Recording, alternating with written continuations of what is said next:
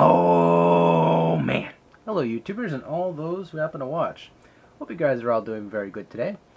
A little bit of a blog. A couple friends of mine, were talking about Modern Warfare 3 and, some of the things about it. I've seen a bunch of gameplay. I was watching some streams on Twitch.tv. Watched some people playing it on there, and heard a lot of people's feedback. They say the game's good. Some of the maps really suck. Some of them are really good maps, and some of them require some attention and practice. As said for all games, generally. I mean, it's always about repetition and practicing, and to make yourself good at a game. Which comes up to today's subject matter. A buddy of mine was asking, what game would I want to start off with to, break myself into the habit of practicing and, becoming good at FPS shooters or competitive games in general. There's so many games out there. I mean, depending on what kind of bracket you want to be into, like for example, there's Dota games like LOL or League of Legends. I personally don't like League of Legends. I'm not really into it. It's some people I know will love that shit. So it's all the power to them. It's exciting to know people enjoy games and enjoy the habit of playing games. With that said, there's other things like real-time strategy games, which again I'm not really into too much. I'm not much of a strategic thinker as people would assume, but I'm much more of a very instant thinker. Like RTS, you gotta plan like 30 steps ahead before you even start the game, and I'm not like that. I just know when to counter certain situations. With RTS, you can't really counter the situation too much because there'd be so many more steps you have to go ahead. I'm not gonna go into it. You guys' brains are just gonna explode along the minds, but. Okay, the game to start off with, though, is definitely this game. Call of Duty Modern Warfare 1. I'll say 1 so that people don't think Modern Warfare 2 and Modern Warfare 3 or Black Ops. Black Ops, that's a different cup of tea, and I'll go into that one in a couple moments. The reason why I say this game is quite simple. It's balanced. MLG still uses it as part of their competitive brackets, because you see Modern Warfare 2 isn't necessarily approved by MLG because the game's kind of unbalanced. There's too many inconsistencies about it. And most people still consider it an MLG style game. I don't. It's more of an arcade-y game that kind of has its unbalanced checks and issues. And with Black Ops, I see a lot of issues with that one. It's balance issues with the guns. Some of them just do not stack right. The stats don't even really add up to what the consistency of the weapons. I mean, again, I'm not going to go into that too much. I'm here just to explain to you why Modern Warfare 1 is the choice to play for a game. Get this up for PC or any console you choose. I mean, honestly, all of them play good. Most of the competitive gamers are still on the Xbox 360 as well as the PC that I know of. I mean, some PS3 players still talk about it and praise the game. It's good. So, okay. With Modern Warfare 1, a lot of the guns don't necessarily have the recoil and have the consistency of being realistic as the future games. However, it does give you a sense of reflex. Why? It's because you gotta learn patterns and how guys go in and out of doors, out of areas and locations. And with competitive games in general, this is something I do know for a fact, it's pretty much about trafficking people, getting them to get in a certain situation, get into a certain area of the map where you can just pin them down and just beat the holy hell out of them and, bounce them back and forth.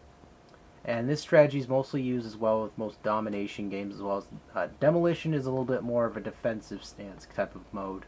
But nonetheless, with Team Deathmatch, it's always about pushing enemies or pushing the opposing team back. You got to make sure they can't get kills, as well as you got to keep them where you can make easier kills on them. That's practically how it is. I mean, a lot of people use a lot of bullshit tactics by simply camping in a certain area and just call these people, even though these people who are legit call them the Buffalo, as some stupid stance like that.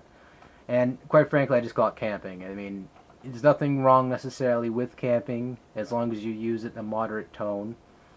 But again, whatever, right? I mean, it's how people play. I mean, I kind of move around the map. I postpone a little bit, see how people move around, see how they move. Then I move around some more, and then I just sort of counterbalance them and just knock them down.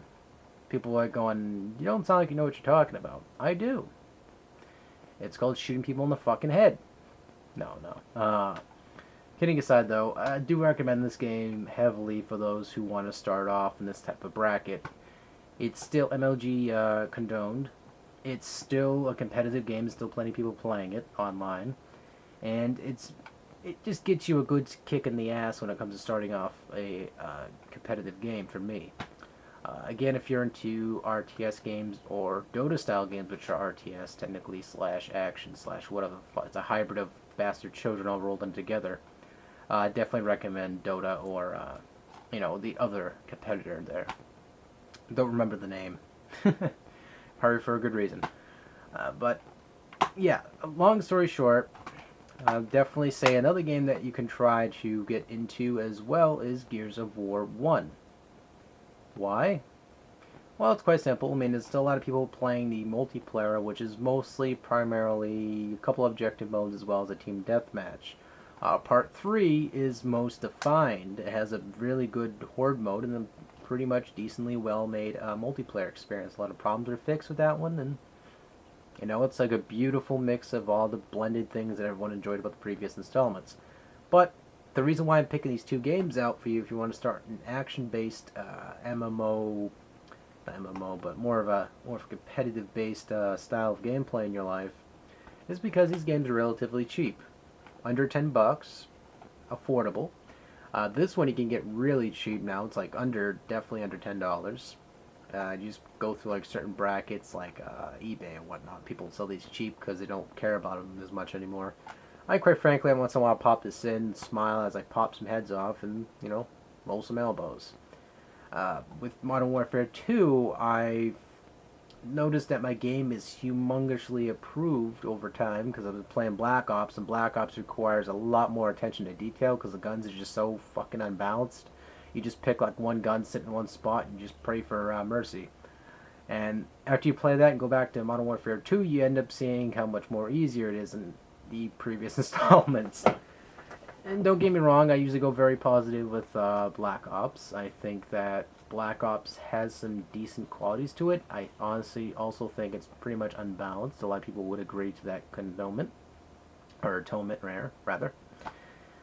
So, again, I would not recommend going after Black Ops right away, because you'd get your ass kicked pretty badly and you'll be frustrated with the game. And it's all about feeling comfortable starting off fresh and learning the ropes with FPS shooters. Once you learn reflex, once you learn coordination of how people traffic through areas, you're ready for the next stage there, Sparky. You're ready to do, different games out there.